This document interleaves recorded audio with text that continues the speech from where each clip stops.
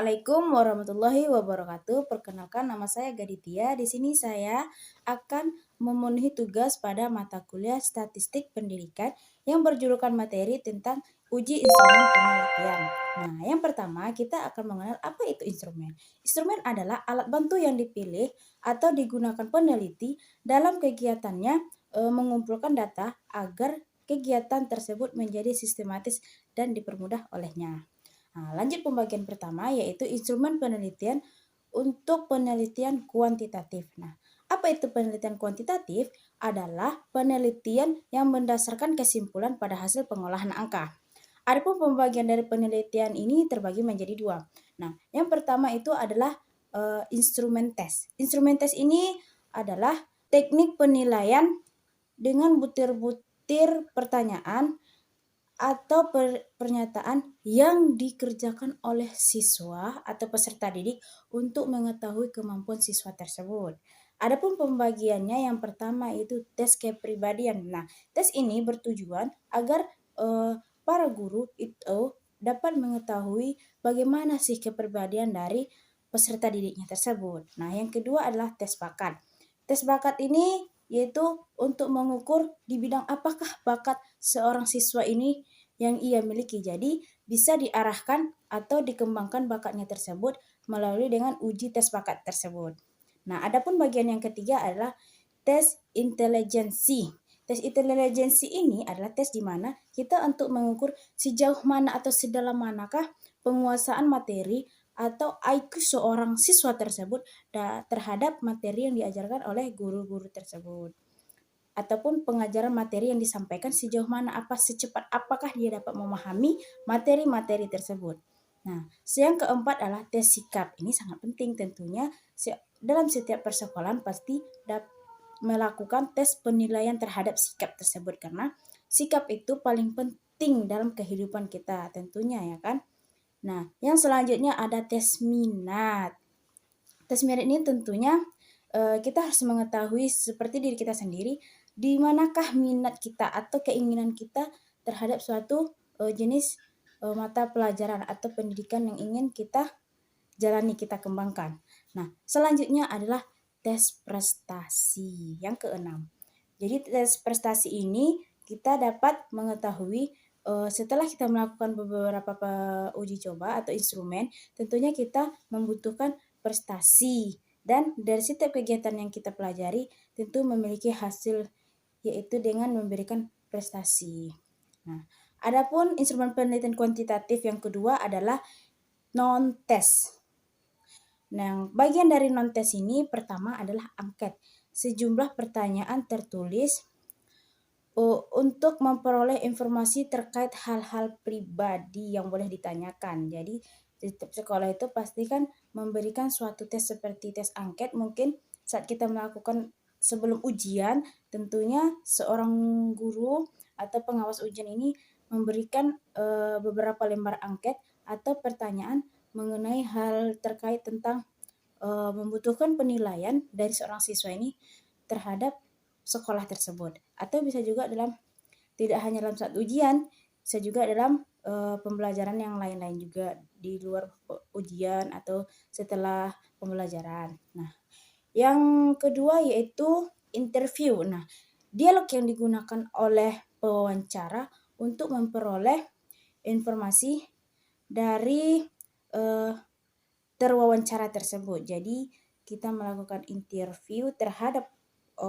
sesuatu objek untuk mengetahui suatu informasi atau memperoleh informasi yang kita butuhkan.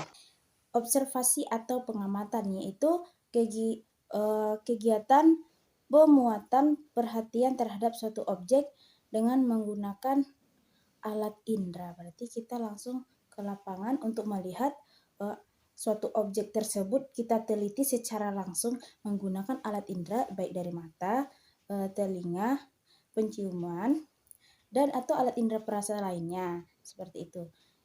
Yang keempat, yang terakhir adalah dokumentasi. Nah, penelitian yang memperhatikan objek yang akan diteliti dengan memperoleh informasi. Penelitian menggunakan 3 sumber. Yang pertama adalah tertulis, tempat, dan kertas atau orang. Nah, pembagian yang kedua adalah B, yaitu prosedur pengadaan instrumen penelitian.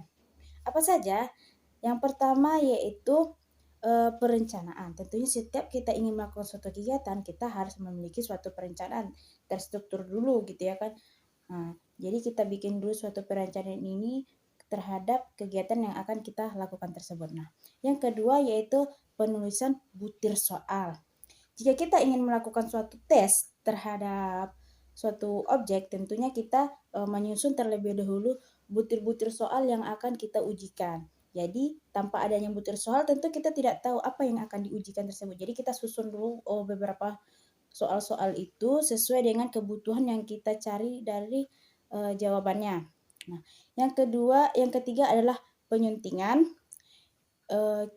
Kita evaluasi terhadap soal-soal tersebut apakah sudah layak atau sudah bisa untuk dilakukan uji cobanya. Nah, yang keempat itu tadi uji coba. Baru setelah kita lakukan perencanaan, penulisan butir soal, ketiga penyuntingan, lalu kita lakukan uji coba, kita berikan soal-soal yang telah kita siapkan tersebut kepada siswa untuk mengetahui apa yang kita harapkan tersebut. Tentunya siswa akan melakukan atau menjawab soal-soal yang telah disampaikan tersebut. Nah, yang kelima yaitu penganalisaan atau hasil.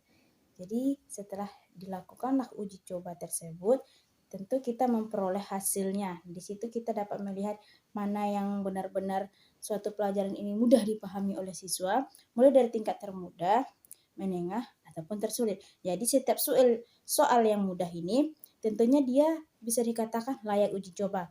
Nah, adapun soal yang menengah tergantung ranginya berapa yang dihasilkan, apakah banyak ataupun sedikit. Jadi yang ketiga itu kan ada tingkat saling sulit, yaitu bisa berarti yang menjawab benar itu hanya beberapa gitu kan. Berarti soal yang sulit ini patut direhabilitas lagi, dievaluasi lagi, sehingga kita akan memperoleh jawaban berikutnya. Dengan pertanyaan tersebut akan kita uji kembali, tapi dengan pola yang berbeda lagi gitu. Adapun tujuan pelaksanaannya, yang pertama itu untuk mengetahui tingkat kepahaman. Jadi kita melakukan uji coba untuk mengetahui sejauh manakah siswa ini dapat memahami materi-materi yang telah kita sampaikan tersebut. Nah, yang kedua, untuk mengetahui tingkat paling efektif, apakah uji coba atau butir-butir soal yang kita sampaikan ini sudah efektif apa belum dengan beberapa prosedur yang telah kita laksanakan di atas tadi. Nah, yang ketiga adalah waktu yang dibutuhkan dalam mengisi angket. Tentunya kita memberikan waktu minimal dalam satu angket itu 30 menit minimalnya sebelum pembelajaran dimulai atau saat pelaksanaan sebelum ujian. Nah, yang keempat, apakah butir-butir soal itu sudah memadai? Nah, kan kita tadi sudah membahas dari 3 tingkatan jenis soal, ada yang mudah, menengah, dan yang tersulit. Soal yang mudah dan menengah ini berarti dia sudah dapat layak uji. Soal yang tersulit tadi kita akan melakukan rehabilitas kembali agar soal tersebut dapat layak ujikan. Bisa dikatakan seperti itu. Yang terakhir yaitu uji coba untuk keadaan dalam instrumen. Nah, cukup sekian presentasi saya. Saya mohon maaf apabila ada kesalahan. Wallahu muwaffiq ila aqwamit thoriq. Assalamualaikum warahmatullahi wabarakatuh.